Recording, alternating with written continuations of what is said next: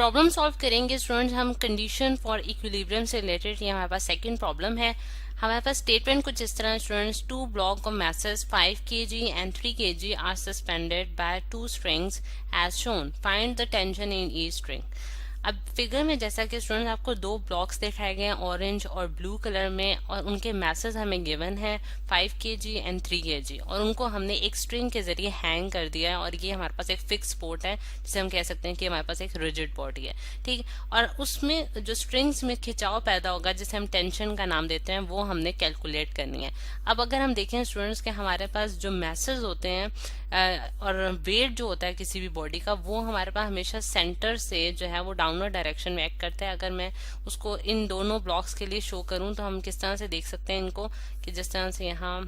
Blue colour से मैं downward direction में इसका जो वेट है स्टूडेंट्स वो W1 से मैंने डिनोट कर दिया और इसका वेट मैंने W2 से डिनोट कर दिया, और ये जो है इनकी direction towards the centre of the earth होती है, ठीक है। अब इस जो वेट की वजह से स्टूडेंट्स जो इसके स्ट्रिंग के अंदर खिंचाव पैदा होगा वो भी इसी तरह हम डिनोट करेंगे T1 और T2, और इनकी जो डायरेक्शन है opposite to the direction of weight act करती है। अब डाटा जो है स्टूडेंट्स हम लिख लेते हैं स्टेटमेंट से, जो चीज़ें हमें गिवन है और जो हमने कैलकुलेट करनी है। हमें मैसेज गिवन है M1 मैथ जो है वो हमारे पास 5 kg का है, और M2 मैथ जो है स्टूडेंट्स वो हमारे पास कितना है 3 kg का है, ठीक। और हमने उनको सस्पेंड कर दिया है बाय टू स्ट्रिंग्स, और उनके अंदर हमने टेंशन फाइंड आउट करनी है जिसे मैंने T1 और T2 से डिनोट कर दिया है, और फिगर में भी हमने उसको लेबल कर लिया है। अब अगर स्टूडेंट्स हम देखें कि यहाँ तक हमारा डाटा कंप्लीट हो जाता है। सोल्यूशन के जाने से पहले हम थोड़ा सा फिगर को इस तरह से एक्सप्लेन कर सकते हैं कि अगर आप देखें स्टूडेंट्स की ये वाली जो हमारे पास स्ट्रिंग है, यानी कि ये जो रोप है जिसमें हमने मैस जो है वो हैंग किया, यानी कि M2 मैस जो हैंग किया है हमने, ठीक है, उस जो स्ट्रिंग के अंदर जो खिंचाव पैदा होगा वो इस वेट की वजह से होगा, यानी कि W2 वेट की वजह से होगा। और T1 जो स्ट्रिंग है उसके अंदर जो टेंशन T1 होगी वो हमारे पास दोनों वेट्स की वजह से होगी, यानी कि W1 वेट की वजह से भी होगी और W2 वेट की वजह से भी होगी। तो ये चीज जो है ये हमारे लिए इसमें थोड़ी सी ट्रिकी है इस प्रॉब्लम में। अब सोल्यूशन जो है सोल्यूशन की तरफ हम आएंगे।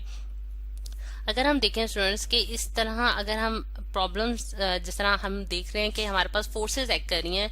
कुछ फोर्सेस जो हैं वो हमारे पास पॉजिटिव वाई एक्सिस की डायरेक्शन में एक्ट कर रही हैं, कुछ नेगेटिव वाई एक्सिस की डायरेक्शन में एक्ट कर रही हैं। तो हम अगर इस क्योंकि हमारे पास ये जो ब्लॉक्स हैं स्टूडेंट्स ये इक्विलिब्रियम पोजीशन में रखे गए हैं, यानी कि ये एक बैलेंस पोजीशन में रखे गए हैं, तो हम इसके ऊपर कंडीशंस ऑफ इक्विलिब्रियम जो है वो अप्लाई करेंगे। और हमारे पास कंडीशन ऑफ इक्विलिब्रियम क्या है स्टूडेंट्स के, समेशन एफ एक्स जो है वो हमारे पास 0 के बराबर होगा, और इसी तरह समेशन एफ वाई भी हमारे पास 0 के बराबर होगा। और अगर हमारे पास जी एक्सिस में भी कोई फोर्सेज होती हैं तो हम उसका भी सम जो है वो 0 के बराबर रखते हैं। क्या यानी कि इसका समेशन का क्या मतलब है स्टूडेंट्स, यानी कि sum of all the forces acting in the Y direction और sum of all the forces acting in the X direction जो है वो हमारे पास 0 के बराबर होगा। अब अगर हम एक्स एक्सिस के देखें, यानी कि अगर मैं एक्सिस भी यहाँ ड्रॉ कर लेती हूँ, ये मेरे पास स्टूडेंट्स एक्सिस है, यानी कि ये मेरे पास वाई एक्सिस है, ये नेगेटिव वाई एक्सिस है, और इसी तरह ये पॉजिटिव एक्स एक्सिस है, और ये हमारे पास नेगेटिव एक्स एक्सिस है। तो हम देख सकते हैं कि हमारे पास जो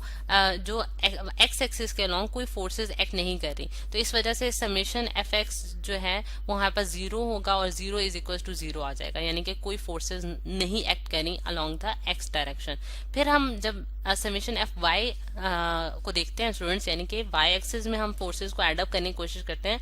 तो अब हम देखें कि हम सबसे पहले हम क्या करते हैं कि हम इस स्ट्रिंग के लिए कैलकुलेट कर लेते हैं। यहाँ मैंने डॉटेड लाइन लगा दी है सिर्फ इसलिए कि ताकि मैं इस स्ट्रिंग की बात करना चाहती हूँ, इस पोर्शन की मैं बात करना चाह रही हूँ, यानी कि ये पोर्शन जैसा कि मैंने एक्सप्लेन किया है कि इस स्ट्रिंग की जो इस स्ट्रिंग में जो खिंचाव पैदा होगा वो इस वेट की वजह से होगा। तो मैं लिख सकती हूँ T2 जो है वो पॉजिटिव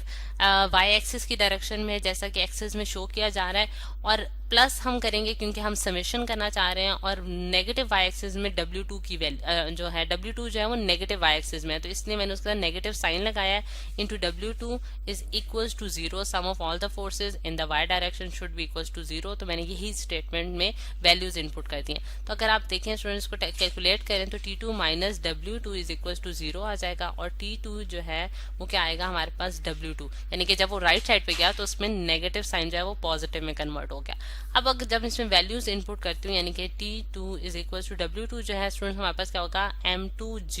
यानी कि वेट जो होता है स्टूडेंट्स, यानी कि w जो है वो हमारे पास mg के बराबर होता है। ठीक है, ये हमारे पास नोन फार्मूला है जो कि हमने इसमें डाला है, यानी कि और w2 है तो इसलिए मैंने m2 इंटू जी किया है। अब m2 की वैल्यू स्टूडेंट्स हमें नोन है डाटा में, तो हम उसकी वैल्यू डालते हैं 3, और g की वैल्यू जो है हमारे पास 10 है, तो हमारे पास 3 इंटू 10 जो है वो क्या आएगा 30 न्यूटन्स। ठीक है, यानी कि ये हमारे पास टेंशन आ गई, T2 टेंशन जो है वो हमने कैलकुलेट कर ली, जो कि हमारे पास 30 न्यूटन की आई है। अब अगर हम अब जो सेकंड जो हमने फाइंड आउट करना है, यानी कि T1 फाइंड आउट करना है। अब T1 की तरफ आते हैं, फिगर में दोबारा वापस जाती हूँ। अब मैं इस पूरे जो है सिस्टम की बात करूंगी, क्योंकि मैं ये जानती हूँ कि इस स्ट्रिंग के अंदर जो खिंचाव पैदा हो रहा है, जिसे मैं पर्पल कलर से शो कर रही हूँ,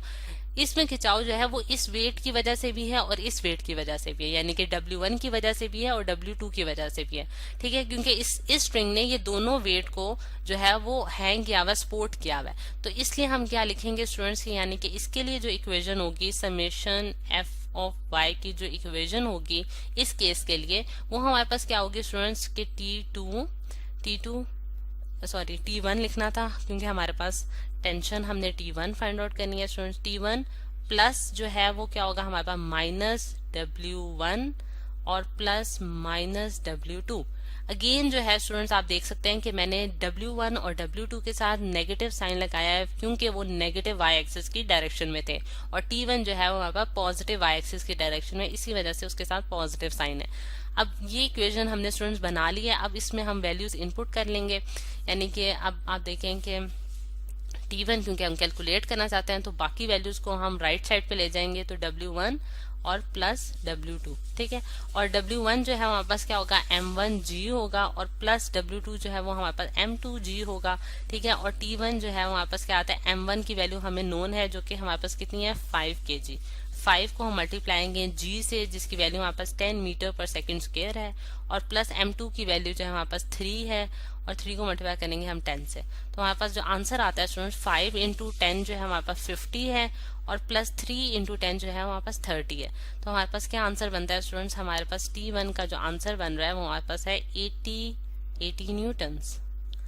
80 न्यूटन जो है वो हमने T1 टेंशन फाइंड आउट कर ली, और यहाँ से हम T2 भी देख सकते हैं जो कि हमारे पास 30 न्यूटन था। ठीक है, तो स्टूडेंट्स हमने टेंशन जो है वो कैलकुलेट कर लिया दोनों केसेस में, यानी कि हमारे पास जो है T1 और T2 दोनों जो स्ट्रिंग्स के अंदर जो टेंशन थी, जो खिंचाव था, वो हमने कैलकुलेट कर लिया by using the conditions of equilibrium.